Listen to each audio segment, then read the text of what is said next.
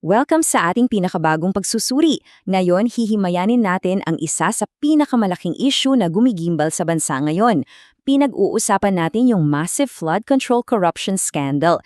At syempre, kasama na dyan ang dalawang malalaking pangalan na laging nababanggit dito, sina dating Senate President Francis Chiz Escudero at dating House Speaker Martin Romualdez. Pero ano nga ba talagang sinasabi ng mga dokumento at ebidensya kung titignan natin na maigi? Tara, umpisahan na natin. Para sa ating roadmap ngayon, unahin natin ang The Pimentel Warning. Tapos, titingnan natin ang The Case Against Escudero, susundan ang The Case Against Romualdez, pagkatapos lilinawin natin kung bakit legislation is not a crime, at sa huli tatalakayin natin ang The Risk of Rushed Justice. Unang bahagi, 1. The Pimentel Warning. Announce when you're ready.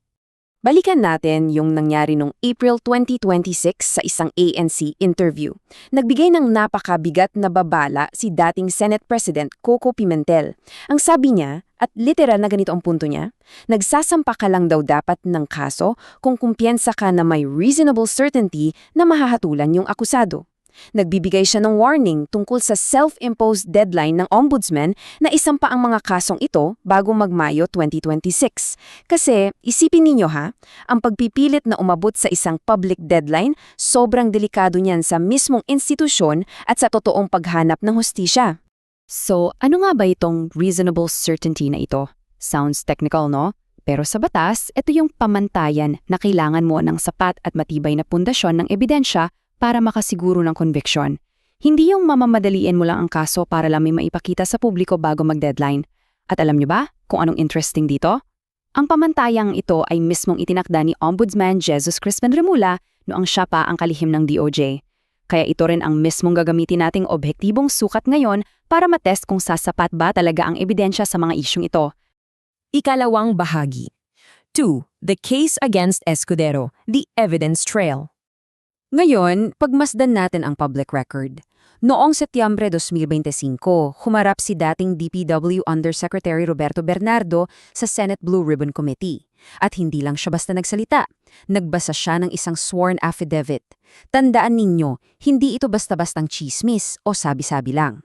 Sa pag-amin niya ng sarili niyang kasalanan at pag-apply bilang state witness, literal na idiniin niya ang sarili niya sa mismong proseso. Kaya sa mata ng batas, may napakabigat na timbang nito. Gusto kong pansinin ninyo maigi itong numerong ito. 280 million pesos. Ganyan kalaki. Ayon kay Bernardo, ang halagang iyan ay katumbas ng 20% komisyon mula sa tinatayang 800 milyong pisong halaga ng mga proyekto. Grabe, di ba? At paano raw ito nangyari? Mabilis ang breakdown lang natin yung alleged na proseso. Una, ibinigay daw yung listahan ng proyekto kay Maynard Nu, isang kilalang business associate at campaign donor ni Escudero. Pangalawa, nagkasundo sila sa 20% na komisyon. Pangatlo, inihatid daw ang unang 160 million pesos sa opisina ni Ngu na para raw kay Escudero. At pang-apat, sinundan pa ito ng isa pang delivery na 120 million. Ganun daw kadirekta yung takbo ng pera.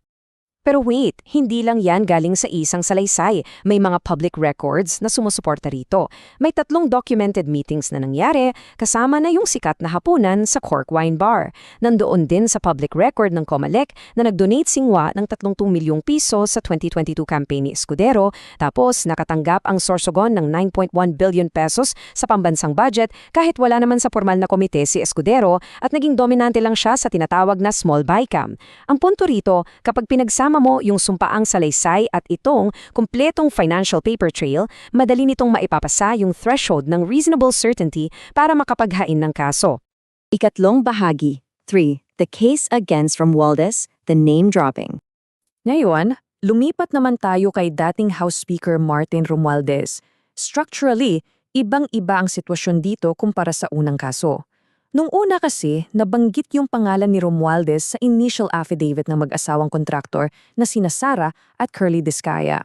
Pero tingnan nyo yung sumunod na nangyari. Mismong si Curly Discaya ang bumawi ng sinabi niya. Inamin niyang literal na name-dropping lang daw iyon para magmukhang legit yung mga transaksyon nila kahit na wala talagang alam yung mismong tao. Kaya naman noong September 2025, naglabas ng direktang pahayag si Romualdez. Sabi niya, kung may gumamit man daw ng pangalan niya, ginawa iyon ng walang kaalaman at walang pahintulot niya. At dahil nga nilinaw na ng mismong gumawa ng affidavit na isa lang itong name-dropping, nawalan bigla ng pundasyon yung pangunahing aligasyon. From supposedly solid evidence, naging simpleng hearsay o sabi-sabi na lang ito sa mata ng batas. Dito natin kailangang mag-pause sandali at suriing mabuti kung ano ang wala sa record. Walang kahit anong sworn testimony na nagsasabing direktang nanhihingi siya ng kickback. Walang documented na abutan ng cash. Walang record ng kahit anong personal na meeting. At higit sa lahat, walang financial trail. As in, completely zero. Wala talagang hard evidence na mag-uugnay kay Romualdez sa mga specific na transaksyong ito. At makikita natin ang resulta niyan sa naging hakbang ng Independent Commission on Infrastructure. Sila yung official na inatasang mag-investiga sa skandalong ito. Nung formal nilang ipinasa yung kaso sa Ombudsman, explicitly nilang nilinaw na inire-refer nila ito ng walang anumang finding o conclusion ng kasalanan o pananagutan laban kay Romualdez. Kumbaga, tiningnan nila yung buong ebidensya at nadesisyonan nilang walang sapat na basehan para bigyan siya ng adverse finding. Ika-4 na bahagi, 4. Legislation is not a crime. Where liability lives. May isang mahalagang legal na konsepto na madalas nababypass kapag masyadong maingay ang politika. Ang paggawa ba ng batas ay isang krimen? Kailangan nating paghiwalayan ng malinaw ang dalawang papel na ito. Sa isang banda, mayroon tayong institutional role, yung pagbalangkas, pagboto at pagpasa ng General Appropriations Act. Legal at constitutional na proseso iyan. Sa kabilang banda, nandoon yung transactional role, tulad ng pag-set ng percentages, paghingi ng kickback at budget layering. Ang pagpasa ng budget para maging batas bilang isang mamabatas ay magkaibang-magkaiba sa kriminal na gawain ng pag-implement ng mga korap na kickbacks. At ito ang vital point ni Pimentel na kailangan nating tandaan. Ang pananagutan o yung liability ay nabubuhay sa mismong implementasyon. Para masabing may sala ang isang tao, kailangan mo ng individualized evidence ng kanyang mismong partisipasyon. Hindi pwedeng umasa lang sa logic na, siya kasi ang pinakamakapangyarihang tao sa kwarto kaya sigurado kasabot siya. Hindi po ganyan gumagana ang batas. At para sa ating huling bahagi, 5. The risk of rushed justice, the May deadline. Ngayon, balikan natin yung public commitment ng Ombudsman na isampa ang mga kaso laban sa tinawag nilang dalawang master plunderer bago mag-Mayo 2026. Ang malaking tanong na gusto kong pag-isipan ninyo, ano ang mangyayari kung pilitin ng May deadline na ito kahit hindi pa naaabot yung reasonable certainty? Parehas ba dapat nating itrato itong dalawang magkaibang sitwasyon na nakita naman nating sobrang magkalayo pagdating sa naipong ebidensya? Ito po ang napakabigat na epekto ng isang minadaling kaso. Kapag piniliit mo yan, nang kulang ang ebidensya, babagsak lang yan pagdating sa sandigan bayan. At ang pinakamasaklap, pwedeng maakwit o makalusot yung mga totoong arkitekto ng korap na pasa-pasahan system gamit lang ang mga technicality. Masasayang lang ang kredibilidad ng ating mga institutions at higit sa lahat, muling may iwan ng walang nakikitang hustisya ang mga totoong biktima ng mga bahan ito. Kaya bago tayo magtapos, gusto kong iwan sa inyo itong huling pananaw mula kay Coco Pimentel. Dapat parusahan ng mga tao kung talagang may ebidensya. Upang maging patas sa lahat.